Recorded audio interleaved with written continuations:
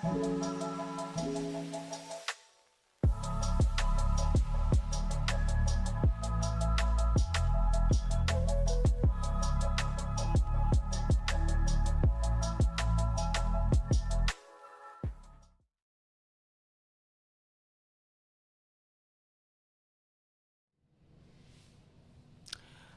and welcome to BJJ Talks. My name is Richard and today we're going to be talking about social media in the sport of Brazilian Jiu-Jitsu. I run a page called Attack the Back and I'm here with my two guests and they are... Okay, hello, I'm Pili. My Instagram page is PiliMartialArts and there I post like kind of funny, relatable videos, so I'm trying like more people to see the Jiu-Jitsu in another way that it's not like hard guys trying to kill each other. Yeah. I'm also a content creator. I'm Andrea. My page is called The Grapple Mob. I'm also here at BJJ SummerWeek on behalf of POVjiujitsu. We've got our sponsors here, Rinse and Roll and Combat Sports Hygiene. And we've done some POV content mainly for the camp and for other athletes around the camp, basically. Getting in those quick plugs. Ah, yeah, absolutely. So just to give me a little bit of backstory, my name is Richard. I've run a BJJ Instagram page now for a long time. It used to be a website as well. It was called Attack the Back. It's still running. And I've been doing this for a very long time. I think I first started the website in 2013 and I've been, 12 years then? Yeah, okay. I've been in this for a long time. And anyway, so this is my 7th edition of BJJ Summer Week, and Okay. So wow, seven years. You came to Sardinia to do BJJ Summer Week. Yeah. That's insane. Honestly, don't know why I keep coming back, really. I mean, to be fair, I believe that the vibe that you get at BJJ Summer Week, especially for coming like so often, like you did, is hard to just say no to, right? Yeah. You know all the people, you're comfortable with how it works and how it runs, and I think it's just a no-brainer to come. And we're in Cagliari, especially in summer, it's just an amazing place to do these kind of things, right? I think there's been like one day of rain since I've been here in every 7 years. So oh wow! It's always, somehow we've managed to luck out on the weather, and I remember one night I just got absolutely drenched. There's way too many stories about this camp, but insane. So yeah, today we're going to be talking about BJJ and I guess the growth of social media and like content creation within this sport now. So when I first started, I mean, there was a load of us and there's like so many like OGs and original like content creators that there are far too many to talk about. But I mean, a lot of us kind of just grew up and we just took photos. Like my kind of start within this sport and this kind of whole world was I just picked up a camera and started photographing things in my gym. I just loved the sport, and I thought, maybe this could be something cool. And also it was a bit of a supplement for having the website, and I was like, I don't want to be another one of those news sites where I just regurgitate everyone's content or just memes and stuff like that. I was like, I wanted to create I wanted to have original content, or at least try to be as original as possible. So picked up a camera because I've always been interested in photography and things like that, and from then I've grown and been able to work at IBJJF, ADCC, Wow. in 2022. That was pretty amazing. How was it? It was intense. They were intense days. Sure. Really intense days. But tell me a little bit about your why did you guys start doing this? Honestly, I'll just say this is exactly how I started as well. I started jiu-jitsu about 3 years ago now, and I think it's quite common for people that start jiu-jitsu to say, I need to quit everything else and just do jiu-jitsu all the time, right? And I've always been a graphic designer, video editor, and a creative person of some sorts, let's say. So I thought jumping into jiu-jitsu with what I'm actually good at, it could have been a good mix. So like you said, I started shooting at my gym, and from there on I just thought maybe I could do this, maybe it will work. Nice. Yeah. And what about you, Bill? What about you? You know what, I started jiu-jitsu and I was jobless. I had a lot of time, and I was having fun with my friends. Like just making funny videos, because we wanted to make funny videos. That's how we are. So we just were like, why don't I post them?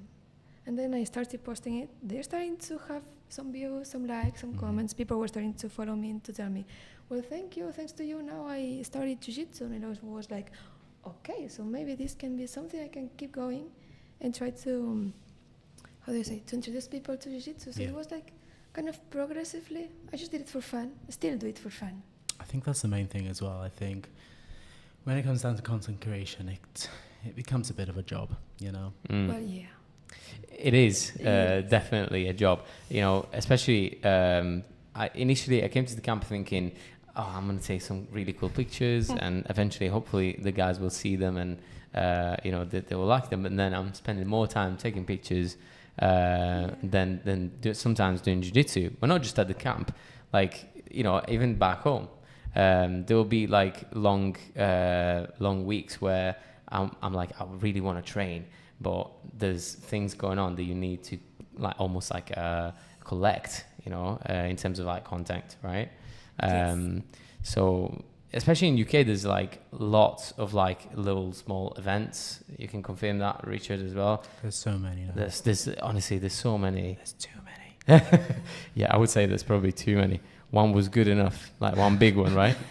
But now there's like literally events almost like every weekend. And, you know, when people compete, I think it's great because for us, even as small, like, you know, identities, content creators, we've got the chance to like test this out, right? At smaller events. And then if our work is of a top quality, I would say maybe you get a chance to be called, right? To bigger productions. So I think it's not too bad. But yeah, there is a lot. And I noticed a little trend as well that people are doing is cash prizes on events. Yeah, so the reason that they do cash prizes on events, I guess this is a little bit of insider baseball, is because it's kind of cheaper. And like, I'm not going to the whole of it, but at the end of the day, you're like, because, but it's like, you know, be able to like do a lot of cash prizes events because you can bring in like a lot of different athletes and be like, okay, we have a set amount of money and then we're just going to run a tournament, and at the end of the day, if you win it, great. If you don't, well, okay. It's good though because they train a lot and they put a lot of effort. Yeah, so but the money is good. The money is good, but also just doing cash prize events are just not enough for the sport. So I guess we can just move on to now about talking about kind of the influencer side of BJJ, which for me, when I first started, wasn't really a thing. We'd have like we'd be like jiu-jitsu photographers. So we would just be like, we'd go to competitions, we'd go to like IBJJF, and then we would just like shoot our favorite images. Like, I'm gonna sound like a proper dinosaur here. I remember back when like the BJJ community was on Facebook. Like it took a long, yeah. Is that now? What is Facebook? What is that, right? See, this is my That's for age. us, older than 60. And I remember everything. Shout out to UK BJJ Underground for those who know. Wow, yeah, I love that. The Facebook. Underground. The Underground. Oh my god.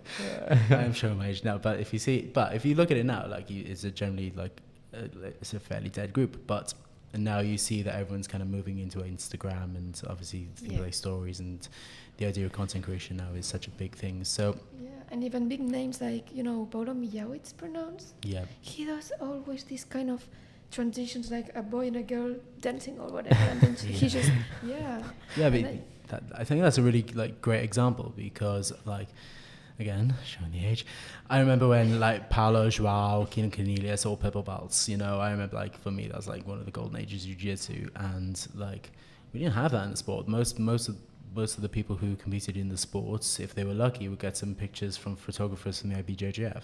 Yeah. Okay. But that's how Instagram was. It was just images. We didn't have anything like Reels, or we didn't have anything like TikTok or anything like that. We didn't have opportunities where you can actually monetize yourself as a person and as a brand. Mm-hmm. I think that's really important now for athletes who want to become full-time in the sport, is now how to utilize social media to Yeah. get paid at the end of the day. Yeah, absolutely. Yes. Like, for me, your golden age of like when these guys are purple belts, it would be the same like now that I see like people like, all the influencers that we've got in UK. So there'll be like Chanel's brown belt, and then we've got Nico, which is purple belt, Polish guy, Los Banditos, and then we've got Alex Ferret trains with him, is like blue belt. So but all these people, like they're all Instagram personalities that try to grow, and then eventually the moment that they've got something really good going on, they get called to do bigger events, right? So look at Nico, like smashing, 17 years old, like kid, smashing it through the entire brackets at ADC trials, right? He's gonna get invited to the big one.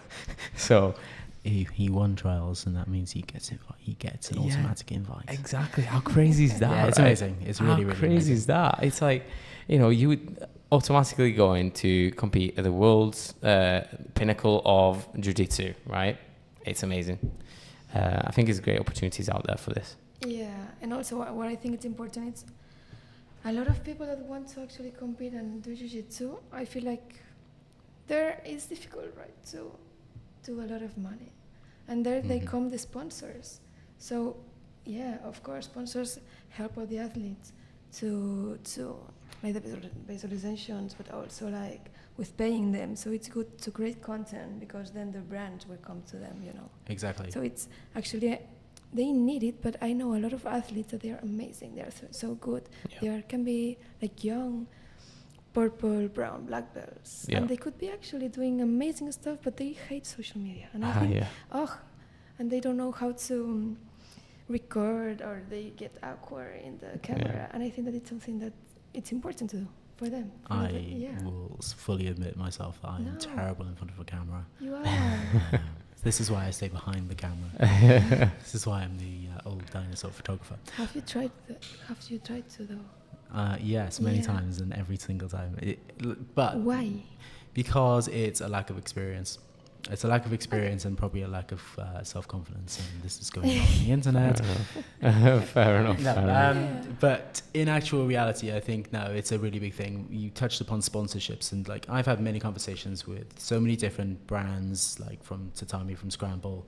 I used to do like some work with Hyperfly and Aesthetics, and all of them say is like, yes, you can be an amazing competitor. I mean, but if you don't have the numbers on social media that you're able to advertise a audience, like their brand to an audience to, then it's harder for the sponsors to kind of get an idea of who you're about. And I see, but of course, and I see a lot of people like yourselves already, where you're not going out winning worlds or ADCC, but you have sponsors. Yeah, I think it starts from like so the way I see it is there's like thresholds, almost like brackets, right? You get to the lowest level of these, you've got the sponsors that want to kind of like grow their own brand, so they will, let's say, share a code that you can get a discount with, and then you can just like start sharing that brand with your own audience. It doesn't matter how many people follow you at the end of the day. If I know 3 people that will buy that product, that's my job done, basically, right? And then, of course, there will be the second threshold, which is like you're content creator full time. You do that as a job, and brands just want to work with you because you've got a big following page, and you were like one of them, right? No. You do have quite a few amount of followers. I have a quite good amount, but you have the most followers out of all 3 of us. Yeah, I've been doing this for way longer. I know. I'm just funny, naturally funny. No, but in my case, I have the codes thing, Right. for now, because I'm not big enough, not yet. Yeah, not yet, but that's the right mindset, right? Yeah, I will be. I know. I just Very good. no, not to be like, how do you say it in English? Creída. Yes, Okay. I understand what you mean. I don't remember the translation of that word. It's like, Yeah, but I'm not a big content creator, and brands for now, only Kano Kimonos has contacted me. I have a lot of brands that they are like, okay, we can send you some stuff and try it for free and see how it's working. That yes, but I'm not getting paid, guys. I'm poor. I'm so poor. Give me money. I want to spend. And this is probably like, this is relatively common across social media, and like the idea of the influencer and like the paid content, like the donated products for like free advertisements and things like that. Like, so like, again, my background is, you know, I've done this for freelance, and I have to say as well is that I would not be like a freelance photographer, videographer, or do have all the opportunities that I have had traveling the world and everything else, and everything just boils down to jiu-jitsu. Yeah. I think this sport and this community is amazing. It has its flaws, don't get me wrong, but everything that I've ever done has been on the very, very, very basic level, has been down to this sport. So like, it absolutely turned. If I hadn't picked up a camera and started shooting in my gym, I probably wouldn't have been able to fly all around the world and do like pretty ridiculous things. Yeah. And just destroy my body in the whole process as well. But to go back and touch upon for what you said about with the sponsorships and things like that. So again, there's, like you say, there can be like a few levels of it. Yeah. For me, when I think about it, I think that there is the kind of the basic level of you get donations by companies, you know, and then they say share their code. So actually, here's a quick question for you. Go on. When they ask you to share their code, do you get an affiliate? Do you get commission? There's a few. So my personal sponsors, yes, you also do get that. Shout out to Ionic Endurance, by the way, and Rain.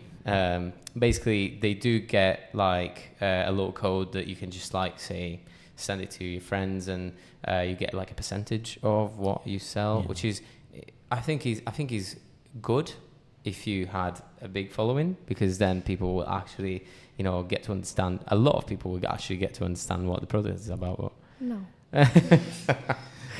You know, I think it's the main thing is to create relationships with people, which is, I think jiu-jitsu is about creating relationships with people that you like training with, right? So, you know, if you want to share these things, probably people that support you will also look after you in that sense, you know, by supporting you, your sponsors, and support themselves. At the end of the day, they're buying a product, right? Yeah. And if the product's good, like, you're not just doing it for the person, but you're doing it because the brand has got something that is good in the hands, right? They created something great. And you're almost like I you know, confirm that this brand is doing something right, you know, if you're aligned with it. But actually, you know what? About what you said. Go on. Okay, because I honestly thought that when I got like 20K followers, that maybe I would have like someone paying me. But it's the same. But, and also, if I have this, what he said, you know, the codes and the affiliate. Yeah. So I really believe that for it to work, maybe you have to be more of someone in jiu-jitsu. Because me, I'm just doing like funny videos with like some brand. Yeah. And I feel like if you see, to say, for example, people that were here in this summer BJJ week, if you see Pavel, he's wearing manto. Yeah. So he has less followers than me, but come on, he's Pavel. So I think that actually you have to be someone. For this way to work. I know yes, what you guys, train a lot, have a lot of followers, and then you will get paid with your affiliates. I think this sport is kind of in this like intermediate mid-level. I think it's kind of similar in every sport. The one thing I would say is that if you are thinking about content creation and everything like that, like the most basic level that you should be thinking about is building a community. And this isn't just in like jiu-jitsu, this is like all brands. So if I have a client that I'm speaking to about marketing and social media, the main thing like we talk about is how you build a community, because it's the community that will ultimately buy things. Exactly. It's all about community, all right? So and jiu-jitsu community is insanely big. Like, people say, oh, it's just a niche, and I'm like, have you seen how many people there were like at this camp? There were like 1,000 people.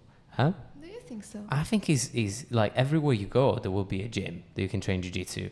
And everywhere there's a gym, they need to make money as well. So there will be a lot of people training jiu-jitsu. What makes it a niche is the fact that, what made it a niche, because now with BJJ, with UFC, BJJ, and all these like, you know, CJI is going insanely mainstream, right? But what made it like mainstream was the entire, you know, people trying to understand how to get to that point. And I think now it's just grown so fast in the past couple of years, and it'll grow even better, you know. I think so too. Also, what I'm super happy, though this is off topic, but it's women, because now there's more women than before. Oh, And I right. really, right? And I feel like it's so important for them to come here. But yeah, I'm only saying this because my main like objective with my goal with my Instagram is that women come to jiu-jitsu. That's there why you I go. do like so many like funny, cute videos, so they see that we are nice people. I don't get killed. So yeah. But yeah, Jiu-jitsu closing is the topic. nice for male and for female, right? Yeah. And it's good for kids. It's good Yeah. for older people. It's a great sport if done like right, you know, if you can get as far as that. No, like I said, the sport has offered me many things, and lost my train of thought here.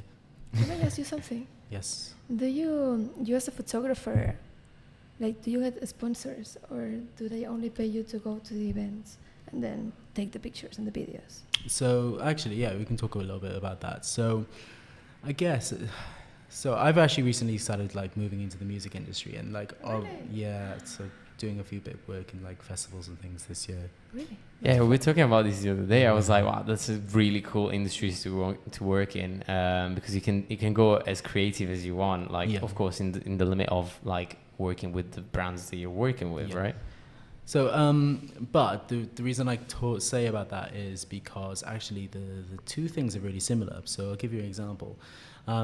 If you want to take photographs at a festival, for example, you need to apply for a press pass. If you want to take photographs at, say, IBJJF, you need to apply for a press pass. If you are successful in getting that press pass in the festival, you can then advertise your services to bands and be like, oh, hey guys, I'm shooting the festival. I have a press pass already, so you don't need to go through all that things with all your tour manager and everything else. Here's a set price. If you're interested, let me know. Oh, hey guys, I've got press for IBJJF. I'm doing dedicated coverage, which is a really common thing. So it's like the two are really the same, but you were talking about like sponsorship, but the same thing happens to say then you can reach out to brands and sponsors and everything else and be like, hey guys, I have this press pass for Worlds or Europeans or whatever, you know, are you interested in me taking photographs of your sponsored athletes? Okay. So I was, but that can also be different as well. So like another example is that in 2022 ADCC, the reason I was there is because I was working for Tatami Fightwear. So they were a premier sponsor, and we were able to go there and work the event because of Tatami. So, you know, That's Tatami amazing. gave us the ability to get access into that. So there's loads of different ways you can get access into like major events. We'll give you some more insider baseball. So you have your main sponsors, which will generally have some kind of press access ability. Normally they have like one press fest per like major sponsor, and then you can go and shoot things like that.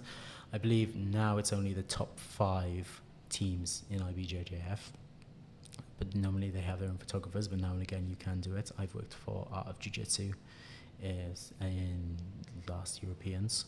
That's amazing. Yeah, so Yes. I've worked with a lot of different people in this sport. It's very weird. It's very weird. When I think about who I've worked with, I'm like, this is kind of a bit bizarre. Do you know what? I've got a that's question nice. for you as well. If you work with different brands, there's got to be a clash of, you know, almost like interests. Conflict of interest, yeah, right? For sure. I mean, it's basically once you work with one, you can't work with the others. But it does depend on like. I think almost all companies or people who I've worked with understand that I am a freelance photographer and that I have to put food on the table. Right. And if somebody offers me one thing and the other person doesn't even offer the thing, you kind of have to go with where the money is. Which does kind of sour relationships, no doubt. And like, there's a whole loyalty aspect in this sport, which is very weird sometimes. I personally think about it. It's probably not for this chat, but I have a question that is suitable for this Okay, chapter. go ahead. You both are photographers. Yes.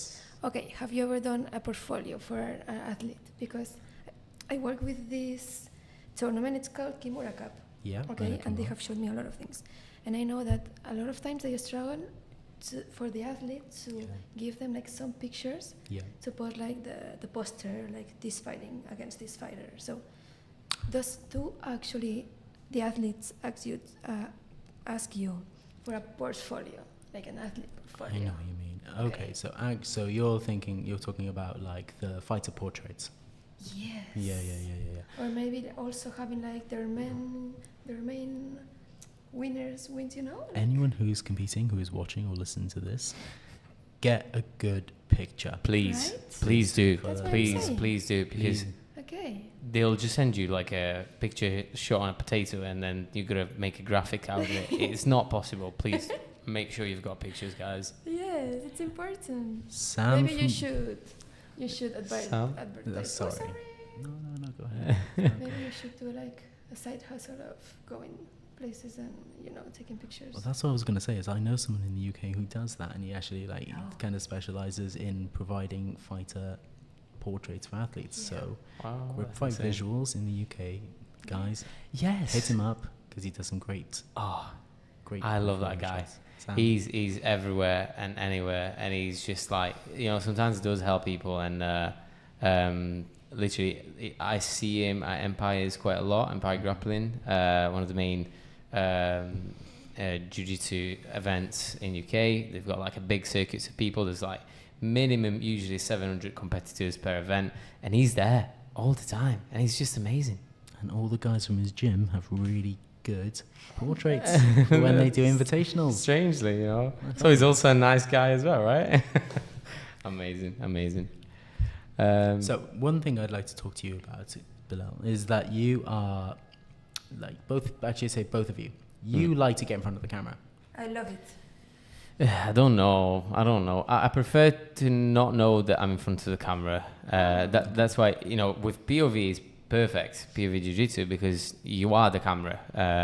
And, you know, my mate, when we do these type of things, usually we do it to other people, like to showcase their Jiu-Jitsu. So I wear the camera, he wears the camera, we do it with other people, and, you know, whatever. So yeah, I don't really like to be in front of the camera, man. So I have a question for you. Yeah, tell me. Give me some tips to get more confident in front of a camera. Yeah, there are no tips. For me, I guess I stopped worrying about people might think about me. Like, if you think that I suck, okay. If you think that I cringe, I don't care. I used to care, but I don't have any tips, actually. Just be yourself. That's something that you have to do, and everybody has to do, because sometimes you try to maybe copy someone that you like, or copy like some style of, I don't know, videos, but you shouldn't, because if it's not your style or how you would behave in front of the camera, then it won't work. You will have to always be yourself in front of a camera. Not try to maybe imitate me that I'm all day like, oh, like a happy flower. So No. the whole point is, like, if you try, that means that you're not like being yourself. exactly. You know, you just gotta be yourself. Like, Yeah. like to me, for example, now we are in front of a camera right now, and I don't care. you know, I think we're just having a good chat, and I'm like Please don't enjoying it. remind me. Just winding you up. Are I'm you just winding you up. comfortable, though? No, I'm fine. Yeah, I'm just joking. Because it's there, right? Like far away, and not in front of you, maybe. Yeah, but you know, to wrap it up, I think that there's a lot of opportunities out there, and if you are able to kind of like visualize them and find these opportunities, and you know, you also need to make yourself respected by you know, brands, and do good jiu-jitsu probably as well, I would say. You know, you can definitely catch these opportunities, and there's I believe this is enough for, you know, for everybody on this table, you know. Yeah, exactly. And so it's probably like I say, this sport is in a bit of it's an unusual thing in regards to, say, sponsorships. So I'm not going out to like tell you how to get sponsorships. If you want to know how to get sponsored by a brand, read Matt Benion's, and he's the organizer of Polaris. Go and read his like coffee. He's got a blog about sponsorships. Wow, that's amazing. I didn't know this. I know Matt. I've met a few times, and he's such a sound guy. Is it like the art director of Scramble? That's right. Yes. Yeah, creative director of Scramble. I love the brand, and I've been shooting some things for one of their athletes. A few times I've been down to Bennett's gym. Shout out to Martial, by the way. Great gym to train at, and of course my own gym as well, 13th Dimension, Danny Hughes. And you know, I think it's so easy to just like access to these things. You just shoot a message and you just do a collab with a brand, right? Isn't it? Isn't. Yeah. It is and it Make isn't. sure you read that book then. Yeah. So if you're interested in sponsorships, I'm probably not the best person to tell you this, but Matt Bennion, who obviously he owns and runs Scramble, owns and runs Polaris, like he is like one of the best people to like give you good insider. But like the top tips are, and for really thing is, the first thing is always like, if you're going to reach out to a brand to ask for sponsorship, make sure that you actually like the brands and are already there wearing their kits and we're wearing their kits, because it happens a lot of times where like even I get questions, be like, how can I be sponsored by someone? And I'm just like send them a message. I don't know. It's like whatever. But also it's like there's this so before, to get sponsored by brands, you'd have to be really good at jiu-jitsu. You'd be winning worlds. You'd be, you know, the exposure would come from winning majors. You know, winning ADCC, winning major BJJ tournaments, winning invitationals, and that's kind of your exposure, because those platforms have a bigger reach. You know, you are putting your, you know, the gi out in front of the audience, and you would get pictures put on the IBJJF website or so their social media website. Yeah. But now it's kind of, you also need to be good on social media. And market yourself. You need to market yourself. Yeah. You know, almost like personal branding. I think that there's another book that I read which is called actually Personal Branding, and you know there's a lot of details that you know you need to be able to market yourself, like, and to do that you need your own personality to kind of like, you know, shoot up, right? Mm-hmm. And again, being authentic is one of the main things for this. Do you know Jokes and More? Yes. Yeah, he's such a cool guy. Okay, yeah. So his one main advice, because I asked him, is to be yourself. Just what you said, to be yourself. Yeah. Don't try anything in front of the camera. And then if you're shy, just try put something with your friends, show it to your friends, and if they like it, maybe put it on social media. Exactly. That was a tip. So now you can continue. Sorry, but this popped into my mind. No, that's exactly what I was going to say. You know, it's the main thing is just to stay authentic. Whether you're creating content for others or whether you're creating content for yourself. You know. Yeah, that's it. Like, I do try to get in front of the camera a little bit more. I remember like when I was at the last time I shot IBJJF, it was a long time ago, and I was like, can you just film me doing work, and then you know I could just make it into like a reel or something like that. And that's kind of the way, like, so if you are a photographer or videographer, the one thing I have seen a lot, and the one thing that we do is that we have like a 360 camera, for example. So we'll kind of just pop a little 360 camera on, and then we'll kind of film ourselves working, and that's kind of the way that we do it.